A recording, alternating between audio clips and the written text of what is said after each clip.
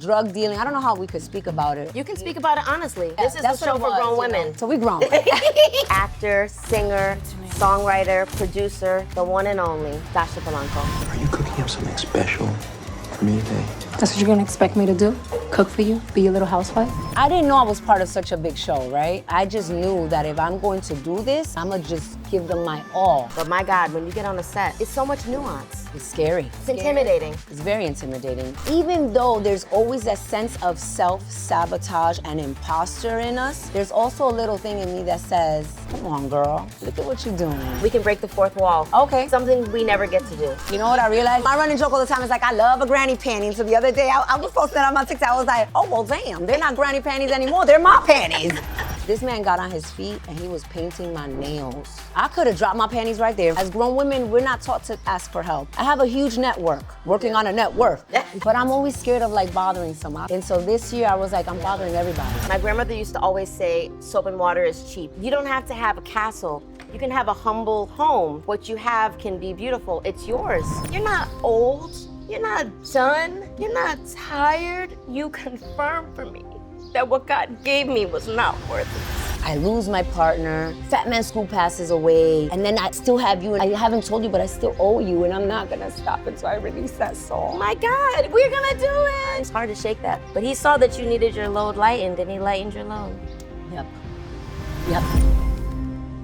What do I love about a grown-ass woman? There's so much to love. Now give it to me. She's unapologetic. She shows up in every space exactly who she is. She wedges the door open for other women to follow. I'm Shannon Allen, and you're listening to Grown Woman.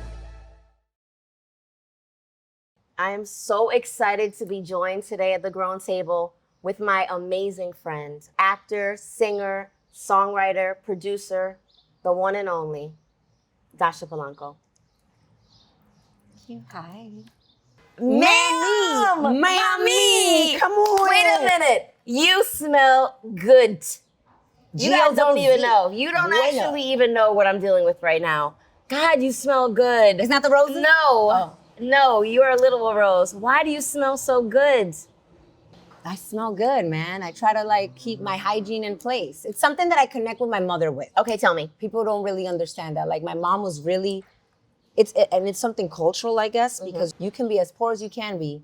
It still doesn't excuse you not being clean. My grandmother used to always say, soap and water is cheap. And when she said that, what that meant is you don't have to have a castle. You can have a humble home, but soap and water is cheap. What you have can be beautiful. It's yours. It's yours. So how you take care of it says everything about you. And doesn't that say it? Cleanliness is next to God? Yes, next to godliness. So your mom, she was about that. She was about that. Making sure that you guys had an immaculate home. What else? That your clothes were together, that your hair was right. Yes. You don't, that's something that growing up was so weird to people. They're like, oh, you wash, you take a bath with your it's that we wash our panties when we take a shower. We don't have dirty drawers in the laundry. Oh. Yeah. Okay, I'm learning something right now. Yeah, that was something that was your mom. She was specific about that. Yeah. And so people that maybe don't know about your life, your mom came from the Dominican Republic. Yes. I was born in the Dominican Republic. My mom and my dad as well. They brought me here when I was early childhood for where did you start out? Brooklyn. Brooklyn. Okay. They used to work in a factory. My father used to weld. I say that he's like an uneducated engineer because he is a mechanic, but he creates everything with his hands, and he knows how to weld, and he knows how to make deals with sound systems and how to, He's like a machines technician. He knows how to do it all. He makes everything with his hands. He can make anything with his hands out of yes, his without the imagination. YouTube, Without the actual classical training, call it. Right. And so that's like a lost art. Yeah. Because you have to be a self-starter. You have to be willing to try and fail and try again. Innovative. So your parents came from DR. Yeah. They came to Brooklyn for what? A better life? Well, the dream of the immigrant is to come here and have more opportunities so that then we could go back home, right? Retire home. For your children to have better education, to be of something. And it's all about the dollar at the end of the day. Culturally in Dominican Republic, or the euro, whatever you're going, but it's to not stay within the confinements of the island. It's to grow and to succeed, to get education. Education was very important in my household. That's a consistent theme for immigrant families. Absolutely. It's like we come here for a different opportunity. We want to make sure that our children are educated, that they have a shot, that they can fulfill their dreams. We're willing to do whatever it takes, to work however it takes to get there, but we want our children to be educated. When they got to Brooklyn, because look, Brooklyn is not DR. No. Even if there's a lot of Dominicans in Brooklyn, the weather. There wasn't, though. There Fort weren't Greene, then. Fort Greene at the time, honey. No, Like, really. I So remember tell me, like, who was needles, there? crack pipe, like the park, like it's not what it is now. Bed-Stuy, Bedford, Fort Greene. It was like the hood, you know? It was like, there was drugs in the street. It was about, you know, drug dealing. I don't know how we could speak about it. You can speak about it honestly. Okay, well, Yeah, this is a that's show what for it was, grown you know. women. Oh, yeah, so we grown.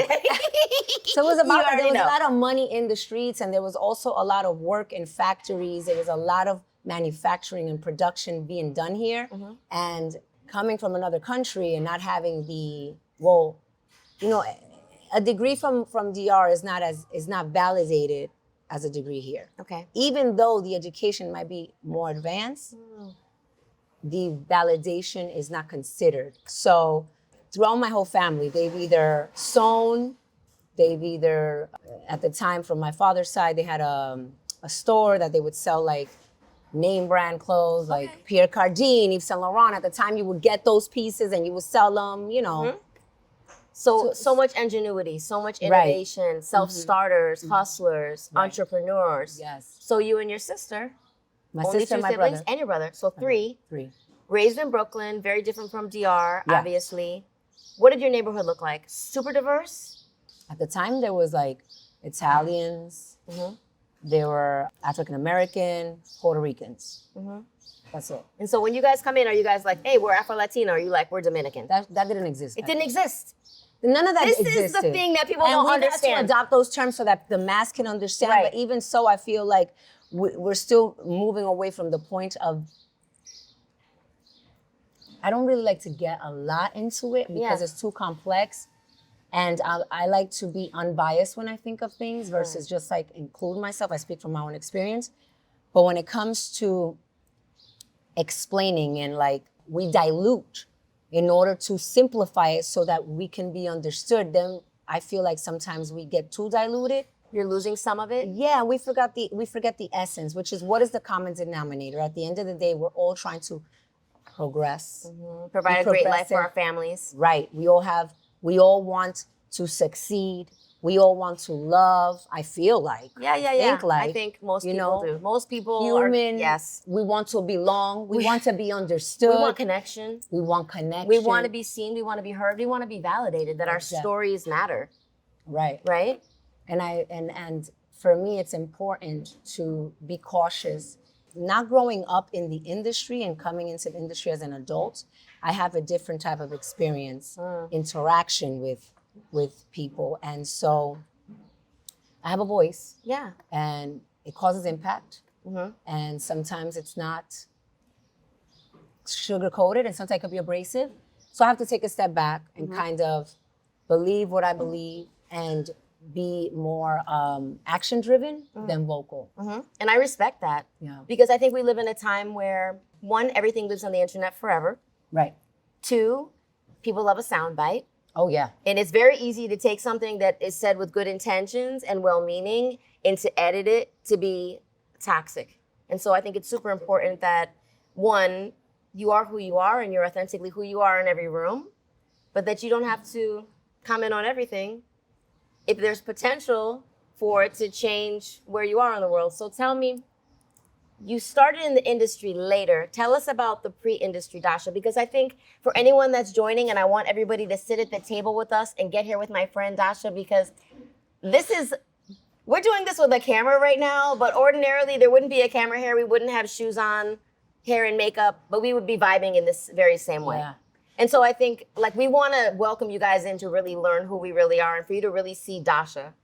And I love for people to be able to see you outside of the characters that you play, because you do bring yourself into the characters that you play. And for people that are joining us, you know Dascha from Orange is the New Black. You know Dascha from In the Heights. You know Dascha from all of these incredible projects But you don't really maybe know how Dasha got there because this was a later in life story. You started out working in the healthcare industry. Right. Tell me about that. So I'm like jack of all trades of none. Like as I get older, I realize that I'm like, oh, I used to have this job. I forget about jobs that I've had, but I've been working since I was 14 years old, and I started working at a little donut shop in Walmart. Okay. And I used to get like $4 an hour, right? Wow. And that's when I first started to like understand that I am. What was instilled in me from my father was independence. Work for what you want. Don't depend on anyone because no one is going to bring it to you. And I saw that from them. Regardless if they would say it, that was being planted in me as I saw them every day hustle, right? Nobody's going to give you anything for free. You got to work for it. Right. So I was a very good student in school. Of course, growing up, you get a little fresh. I was a teen mom. I had my daughter. I decided to still go to school. Nothing ever stopped me from me wanting to get my education and bring that degree. That degree to me represents dedication, discipline, overcoming obstacles, resilience. What was the degree in and where did you get it from? I got it from Hunter. I got 2 degrees. I got the liberal arts, and then I got a psychology degree from Hunter, and then I got a job at the hospital. So of course I've had multiple jobs throughout. But my main source of income during college was working at the hospital as a laparoscopic technician, which is someone that provides endoscopic tools, surgery instruments to facilitate minimally invasive procedures like gallbladder remover, appendix, so forth. And now we have even more that we are able to do on patients. As I am there, I've always had, since I was a little girl, this imagination, creative. I love to dance, sing, act. And so I always felt like, I'm successful. I was great. I was managing operating rooms. I could put You were together making your own money. You were independent, had your own place, taking care of your daughters. At my daughter, and then later on I had my son. So I had 2 kids. I had 3 jobs. I was working at the hospital in Brooklyn, at the hospital in the Bronx, and I was working at the surgery center every other weekend. Throughout that, I was also earning my master's and at least that training doesn't take so long, like New York. I know, right? Just saying, no shade. Learning, getting my master's, learning. Right? My master's and my bachelor's in nursing. At the time I was doing clinicals. I also had, it's always been heavily loaded. Okay. And that's something that I'm realizing now. Heavily loaded what? The degrees or your life? My life. Heavily loaded. What I have taken on and what I feel my ability has been is to take on so much loads of like what I can do. It's not easy to go to school, raise a kid, 2 kids, also take time for yourself, also have a career, also dream, also want to be a woman, also have fun. Right. So very heavily loaded. And why? Why do you think you felt like you could take so much on? Because you had always done it? Or because you saw your mom do it?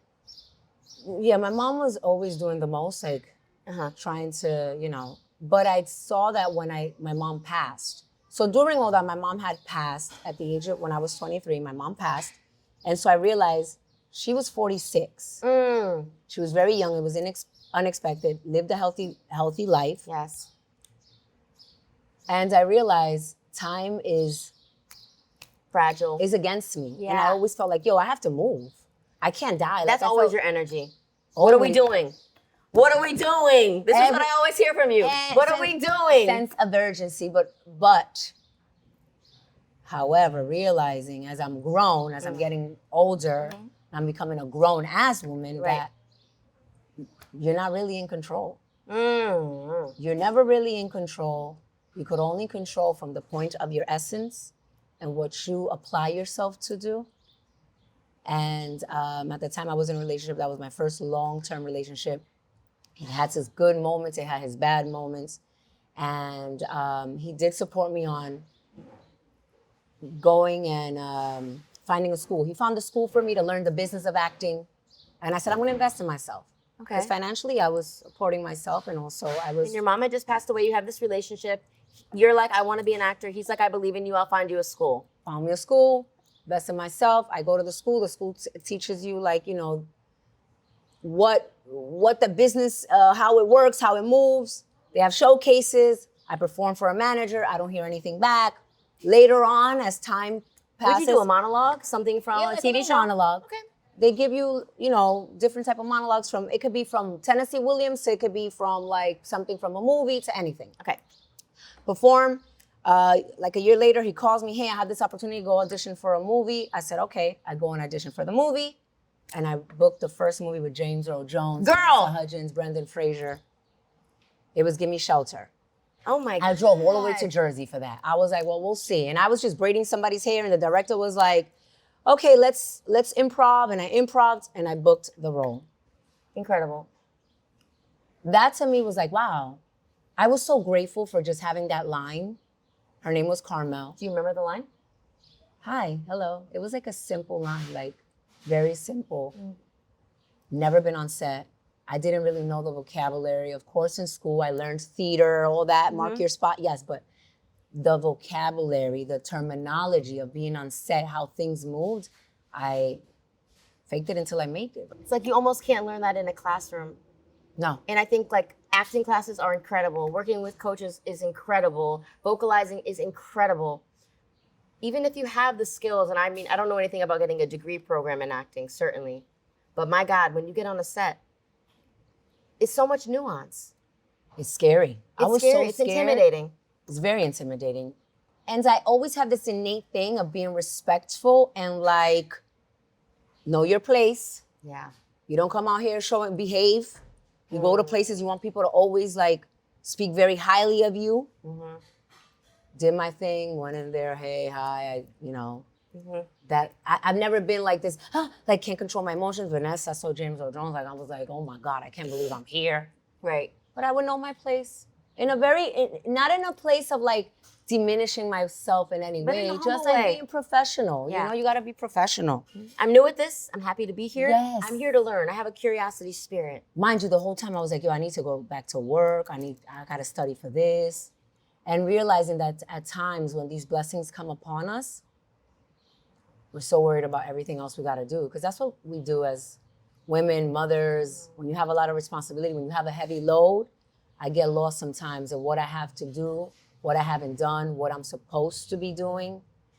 And it takes away From the moment, from being in the moment. So much. And acting is so much about being in the moment. Yeah.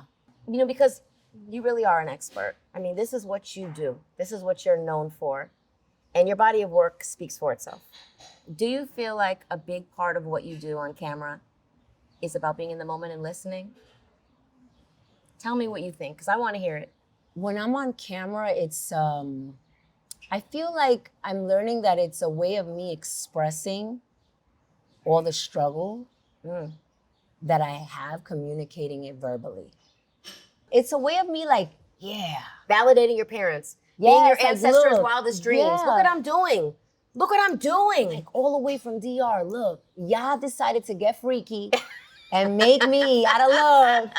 Hello. And look at me. I'm here. You know what I'm saying? Yes, Action. it's beautiful. Literally, action. And even though there's always a sense of self-sabotage and imposter in us, we all have it. There's also a little thing in me that says, come on, girl. Look at what you're doing. You got this. Come on. Those nerves, they give me a rush. If I don't have that, come on, those nerves. I almost feel like if you don't get a little bit nervous, you don't really care about it. Because you want to be good. You want to be great. What? You want to connect. So it's less about the listening and being in the moment and more about what you bring to the moment. I think it's a combination of both. Okay. There's a lot more listening done when I'm acting more than what I'm doing. And there's a lot of me just doing versus responding.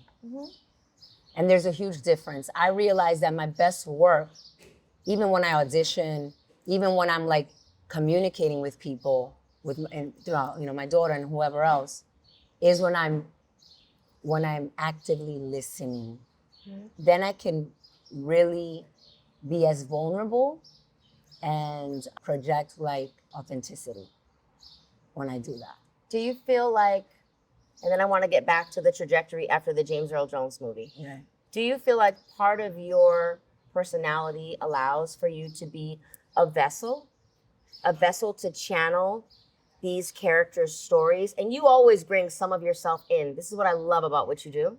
You bring Dascha to the party with this character. But do you ever feel like I am completely channeling this character and I'm telling their story and I am sitting in my truth? Or do you feel like I can learn who this person is?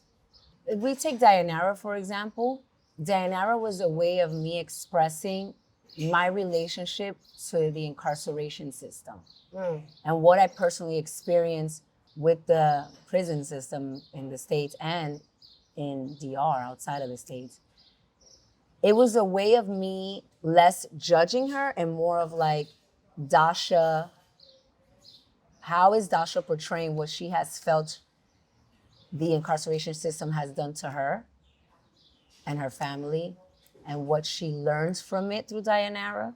Because, you know, we have a different upbringing. That character and I have a very different upbringing, but we still had a lot of common circumstances that I could have made a wrong choice and ended up in the same situation.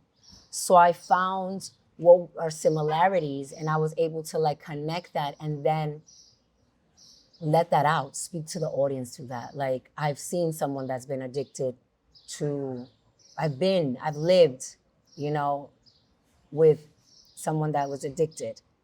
How is that? What was their behavior? And I think it's a psychology in me that I'm very observant of behavior. You know, like, I don't know. It's like you do things a certain way and there's certain mannerisms. And I guess that I was able to imitate and like incorporate in Dayanara. So like I would pull certain things from my ex, right? And say, oh, I remember how this person would do this. And I would incorporate that behavior and then bring my emotion, my reaction to it. It's so, wow. This is amazing. But this is so fascinating because I don't know if people truly understand the work that it takes to bring someone to life. It's not just enough to like learn the lines and physically be present and like do the busy acting, do the busy stuff of, you're literally bringing a human being to life and you're hoping that people see themselves through this character. I didn't know I was part of such a big show, right? The show was fucking enormous. Right, it's what catapulted like streaming. Yes. I did not know what I was part of. I just knew that if I'm going to do this, I'm going to give them 100%, 150, 200%. I'm gonna just give them my all.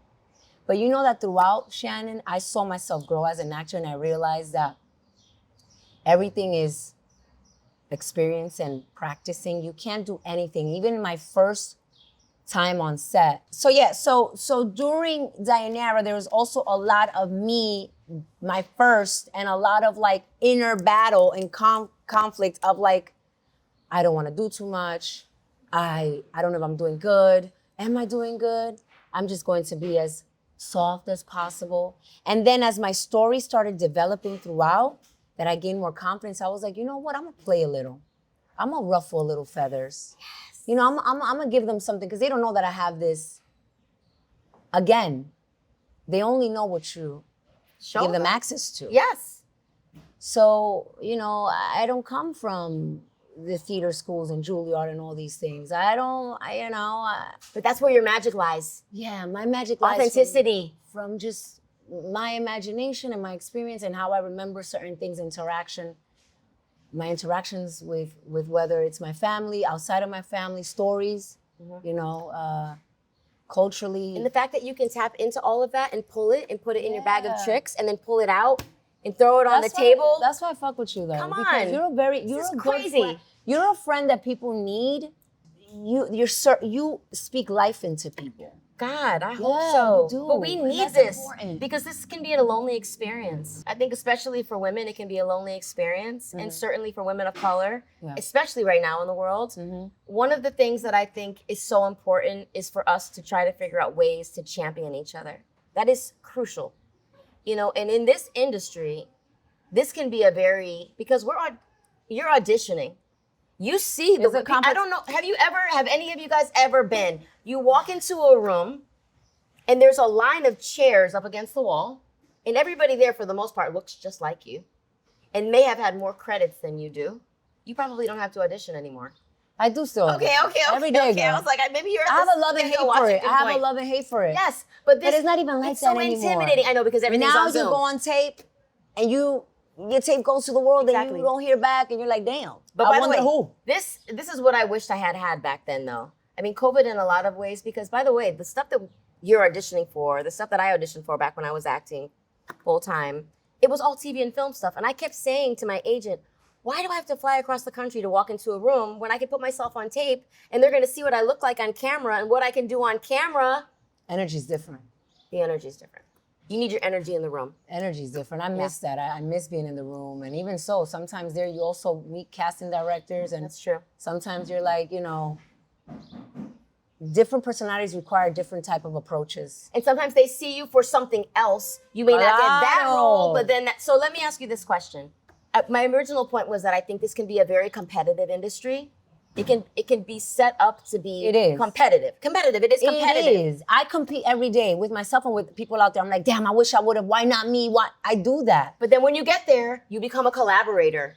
Because now you're a part of a crew. It's literally a cast and crew. You come from a family of teams. You know what that is. You Yes. got to be a team player. Sometimes you got to play third base. Sometimes you got to be on the bench. Sometimes you got to take one for the team. And that's one of my skills, that I'm able to step into any room. From any identity, race, political differences, whatever it is, I could step into any room and I could have a conversation. I could be respectful and I could accept you for who it is. I don't have to go against every grain, And this industry, I reached out to someone like last week. I was like, I have this idea. I want to present it to you, because they're like, how could I help? Because that's another thing. As grown women, we're not taught to ask for help. I have a huge network. You do. Working on a net worth, a huge network. But I'm always scared of reaching out. I'm always scared of bothering someone. I don't want to bother. And so this year I was like, I'm bothering everybody. Closed mouths don't get fed. They don't. You got to ask for help. We have to ask for help. We don't want to do, it's too hard to do it alone. But the point that I tell you that is that person was like, I don't mix business with pleasure. And I was like, wait a minute. If I want to do my own shit, I got an agency. Yeah. I could go and tell my agency, I want to get this done. I have my connections. I could go to Shannon. You have a whole team. I could go to Monique and be like, yo, what's up? Let's do this. I could go to my people. Right, exactly. I could go to people that really believe in me. That person wasn't telling you that your thing wasn't good. They were telling you what they lack. That's what they really told you. And they also telling me yo, this is how I conduct business. Uh-huh. And that allowed me to, because I also, we're too emotional. I'm very emotional. I'm very sensitive. Yeah. Sagittarius, Pisces, Cancer, all that. If you believe in that. Yes, I do. It's very emotional, very sensitive, and I don't want to hurt people's feelings, and I don't want my feelings to get hurt, and I'm like, whatever. I'm never going to be like, yeah. I had to decide, this is how this person conducts business. I need to start taking that as a key and start conducting business, because I always get the feedback of you're too accessible, you're too humble, you're too accessible, you're too humble. Even to the point that people see me, let's say with my daughter, or they see me trying to I'm moving around. I live in New York. Right. And they might see me somewhere and they're like, aren't you supposed to be on Orange is the New Black? Orange is the New Black was a great thing for me. But, sometimes you think financially things match up and they don't. Right. They don't. People don't know that story. People think that if you're on television, then you're a multimillionaire, and that's just, this is working. Working actors, it's a different thing. People don't understand it. Was that your big break though? That was my big break, though, and I'm very grateful. My God. I love it. I love the audience. I love that you got a big break. I love that you got a big break. Breaking through. Yes. And if I could take it back, I will take it back. Right. And be present. Yes. Because I was so excited to be there. It's so major. And to see now, what people don't understand, to see how at that time, where we were, all of us, a lot of women, stages in their life, and now where they're at, it's crazy. People have kids, people are grandmas, people have, We're grandmas. Yeah, yo. We don't really. You know what I realized? We're grandmas. My running joke all the time is I love a granny panty. So the other day, I was posting that on my TikTok. I was like, oh, well, damn, they're not granny panties anymore. They're my panties. I love my panties. It's all well and cute until the granny panties are yours. Yeah, but you know what? It's a blessing. To go back, that same person allowed me to understand that you got to do this for the love. You can't do this for the money. Right. And I have to admit and be honest with myself that I started losing myself when I was like, yo, this is what I have to do for money.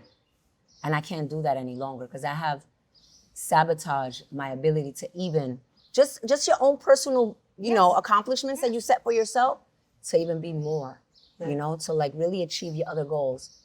So I had to redirect. And it all happened like during last week. I had to redirect and say, no.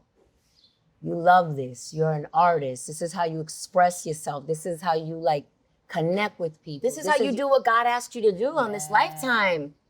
This is my prophecy. This is your prophecy. This is your purpose. Right, this is your mission. Right. But also, you deserve to be paid for that.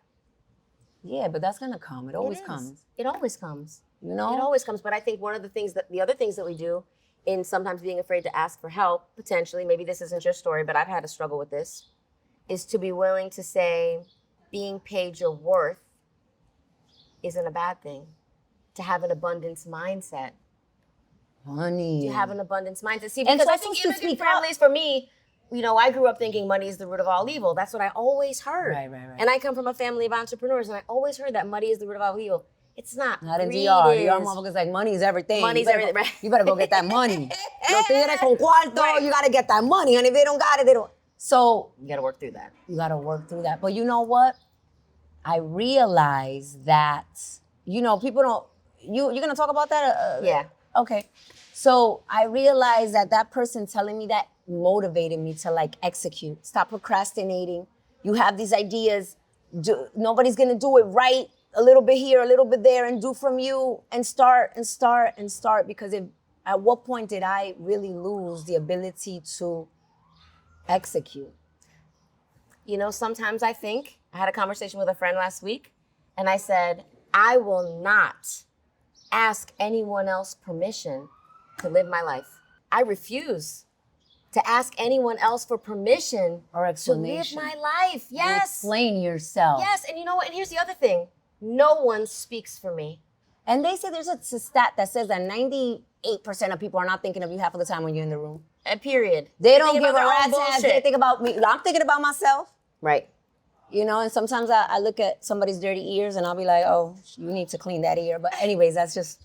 Oh my God. Okay, let's go. So from Orange is the New Black, you folded right into When They See Us, or was there something in between? There was a couple things in Tell me. between. Joy, I got to work with Scorsese. Ava, which is When They See Us. Then Versace. I did Versace. I've done a couple of things, and the last thing that I really was proud of, because I got to play, and I realizing that I want to be more in villain roles, is The Walking Dead. Don't forget about The Heights, because that's a part of your story. Oh shit, In the Heights, of course, but you announced it. But I mean, listen, here you are. In the Heights In was The Heights. in the middle of me wanting to do music. I've been wanting to do music. I used Forever. to write raps when I was 14, camp, all that.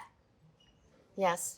And I got the opportunity to be in the Heights. You know, before that, we met at David Ortiz Fund. Did we meet yes. at David Ortiz fundraising? No, we met afterwards at a show. But anyway, we started working together as co-songwriters.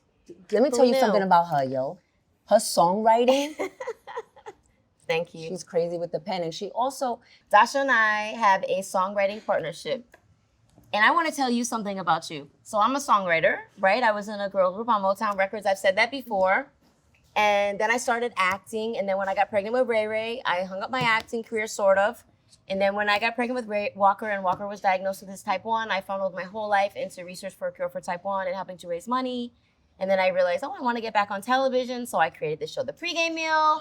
And then I funded all of my life into raising my family and reinventing fast food, because I knew that busy people everywhere deserved better, and I saw what happens with diabetes. But during that time, I always wrote songs. I never let the songwriting go away, because that's how I connect to God. That is I'm a storyteller.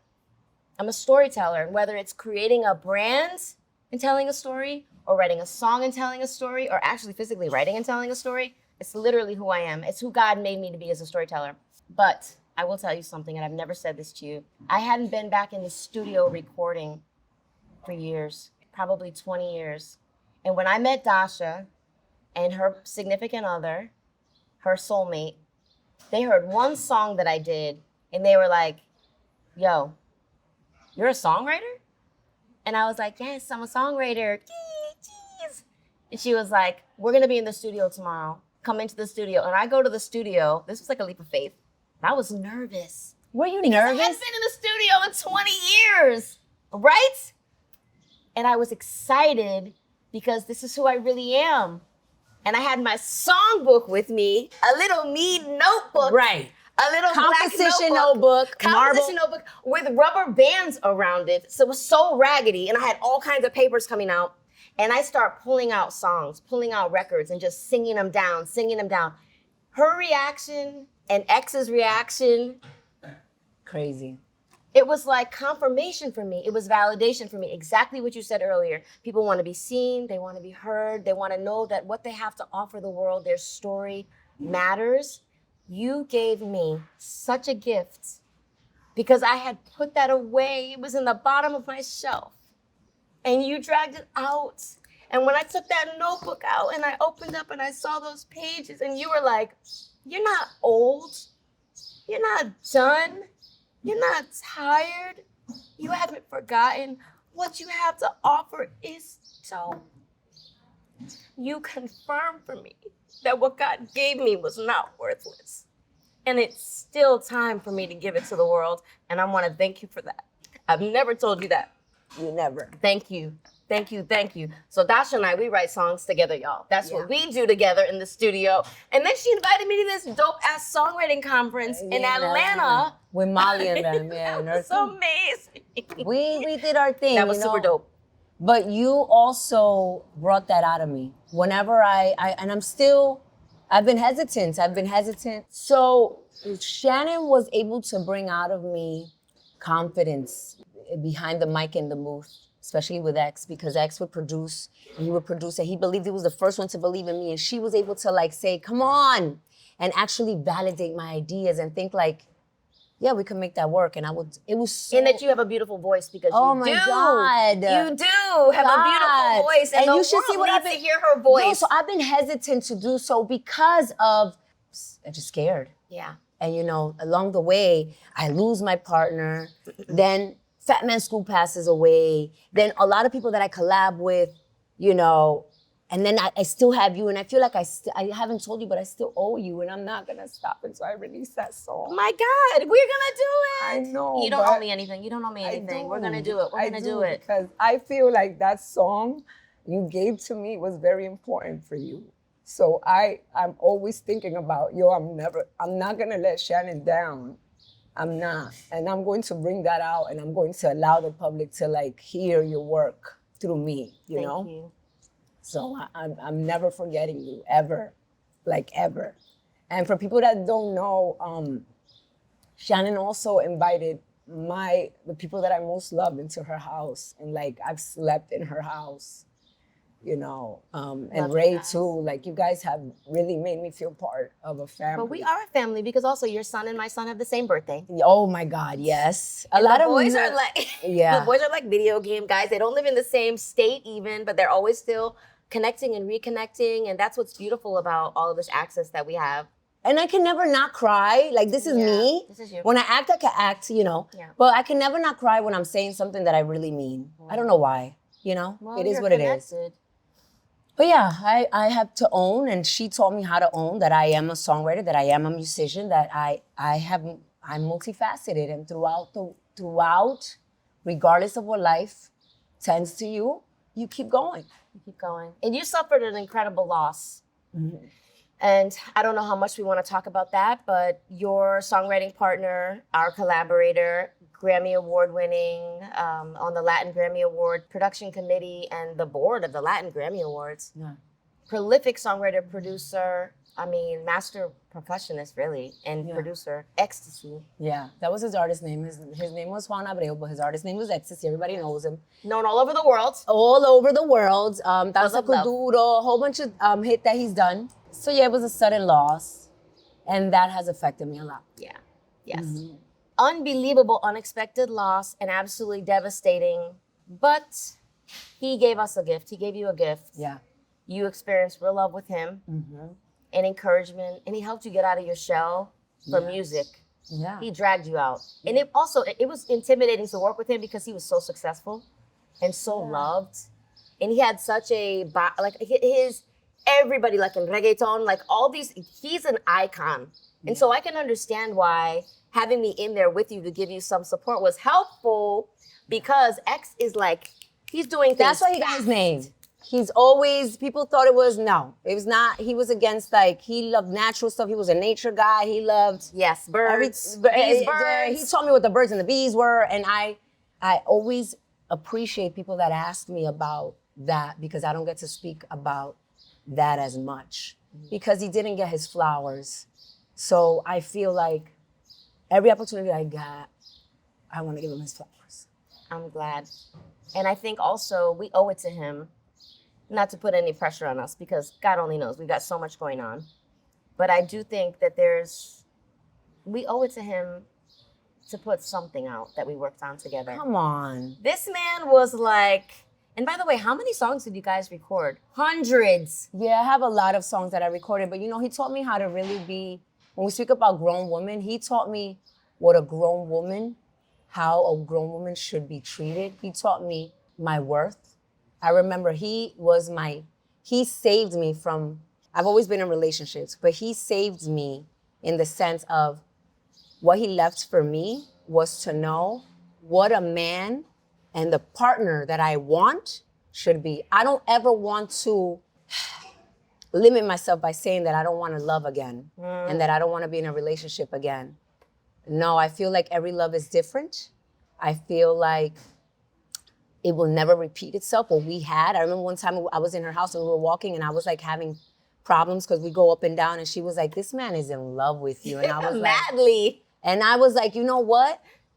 And you saw it for yourself. We wouldn't open a door. Nope. He was so like high strung that he would open everybody's door. If I was with my group of females, everybody's door was open by the time we got to the car. Yes. He would carry Gentleman. He was a gentleman. Yes. He amazing father. Oh my God. Oh my God, he loved his kids. Loves kids.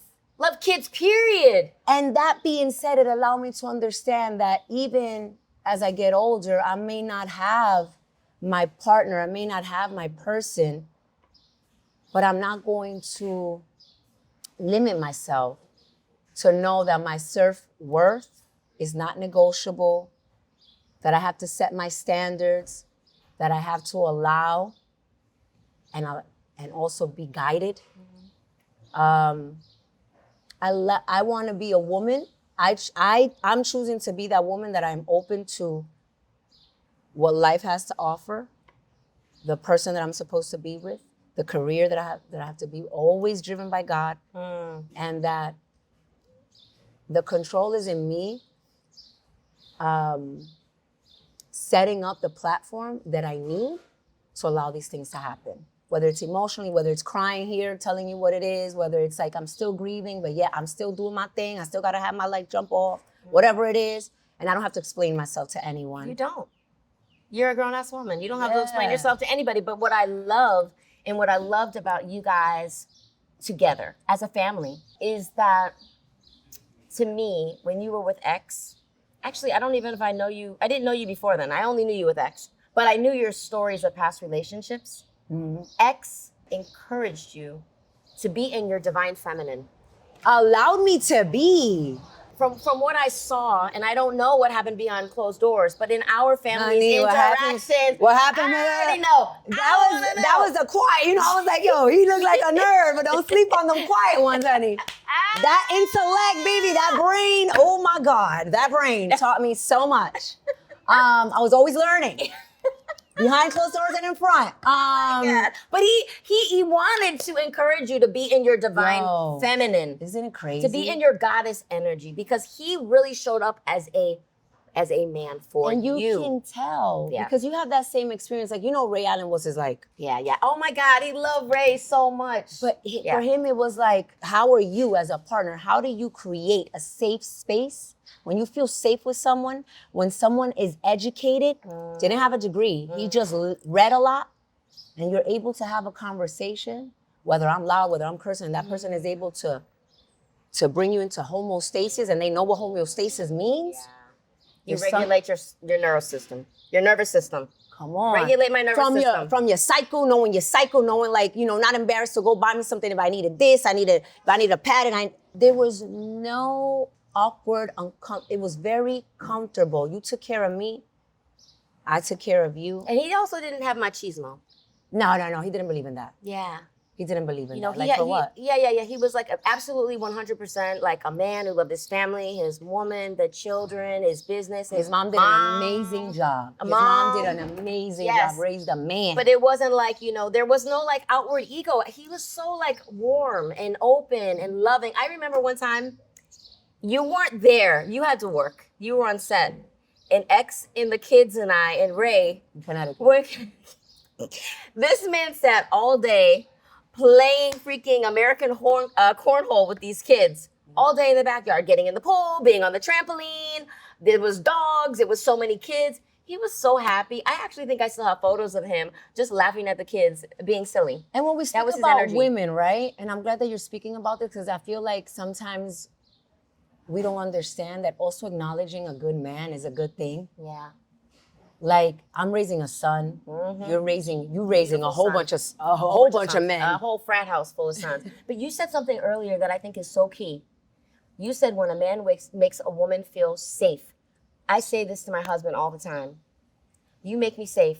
When a man makes a woman feel safe, you can have whatever you want. Anything. He had anything from me. And I used to tell, you know what I used to tell God? I'm never leaving this man unless you take him. That's it. I'm never leaving this man unless you take him. I was in my full feminine, like I was able to trust and depend.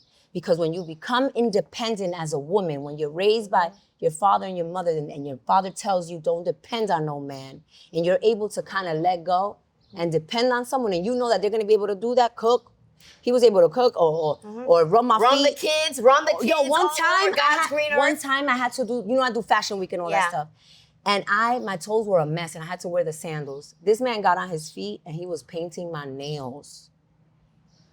You know what he did for you? I could have dropped my panties right there in front of him. I told makeup, hair, you bye. Probably did. Everybody need to go. I need a 5 minute. We need a closed room. We need a closed set. Listen, do you know what he did for you? He lightened your load.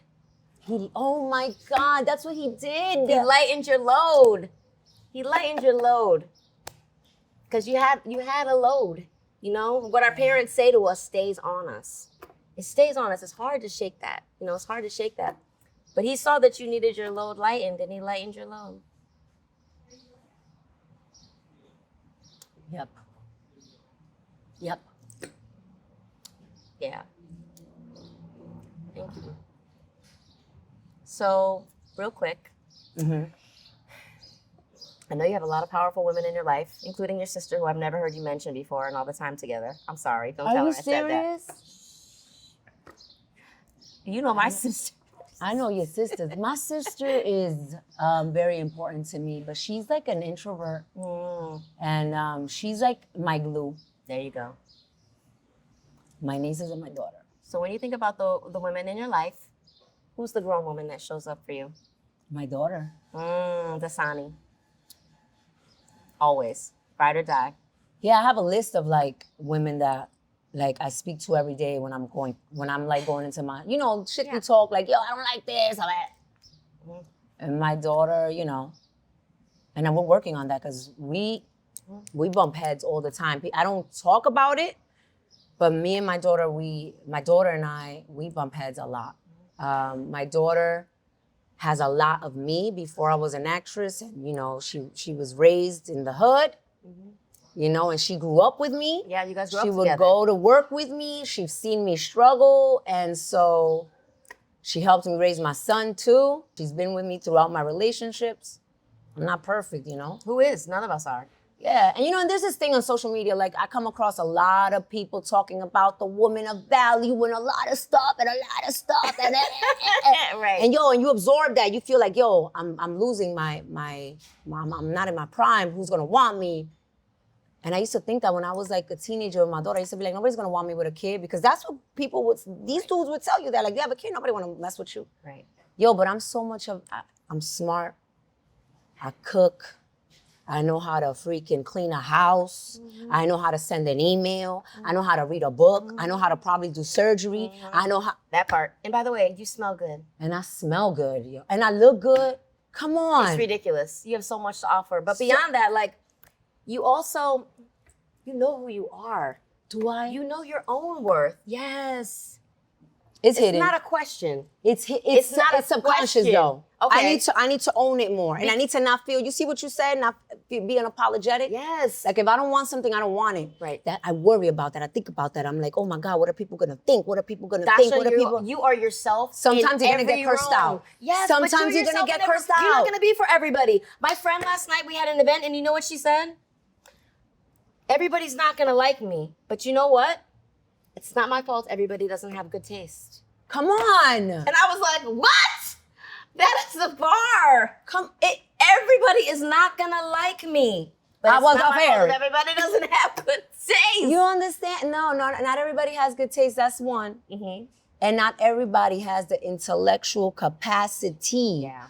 Has not evolved to understand that a person, you are to be, a person comes, it's like a mosaic. Mm-hmm. And not everybody's gonna see the vision.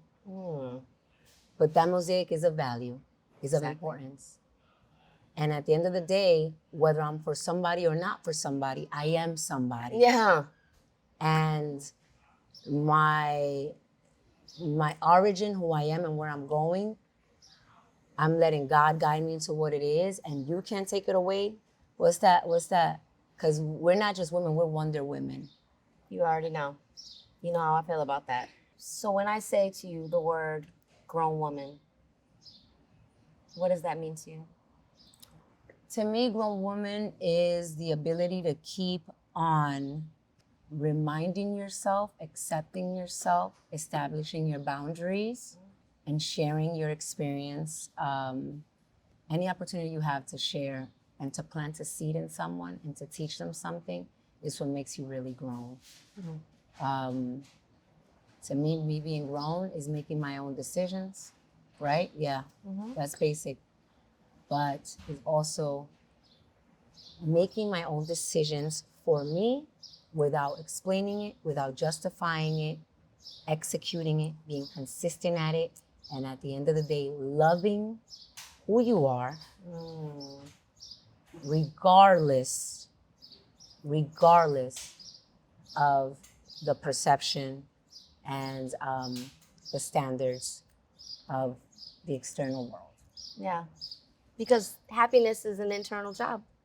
And owning who you are is an internal job. And we only have this one person to be. So easy not to be. You know, there's this great line in this movie, The Holiday. You know Nancy Meyers movies. Yeah.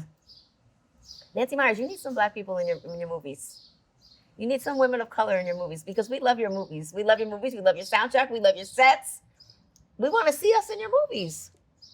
We'll just make our own movies. Yeah, that too. But I am a Nancy Meyers fan. So she has this scene, and it's Kate Winslet, and she's in this movie, and this older gentleman says to her, you know, Iris, I'm trying to sit here, and I'm having this conversation with you, and I'm just trying to figure something out. You know, in the movies, we have the leading lady, and we have the best friend. You know, and I can see after spending a few minutes with you that you are very clearly a leading lady. But you're acting like the best friend. And Kate Winslet says, this is brilliant. You mean you're supposed to be the leading lady in your own life? I've been in therapy for 20 years, and no one has ever put it that brilliantly. You are the leading lady in your own life. Always. And you're the leading lady, period. And you know what? Even when I'm not the lead of a movie, and even Right. when I'm not the lead of a show, even behind, even in the background, I'm always shining. I'm always leading. Nobody turns that off except for God. Amen. Be That's grown, be you. That's it. Taking mistakes for what they are, and that's it. I've fucked up so many times that I'm ashamed, that I'm not living in shame no more. I'm grown. Ugh. I am grown. Right. What am I ashamed of? That's my story. That's my story. Yes. You can't do it. You can't do it. You chose to do what you chose to do. I chose what I chose to do, and that's what makes me grow. Dascha Polanco, everybody.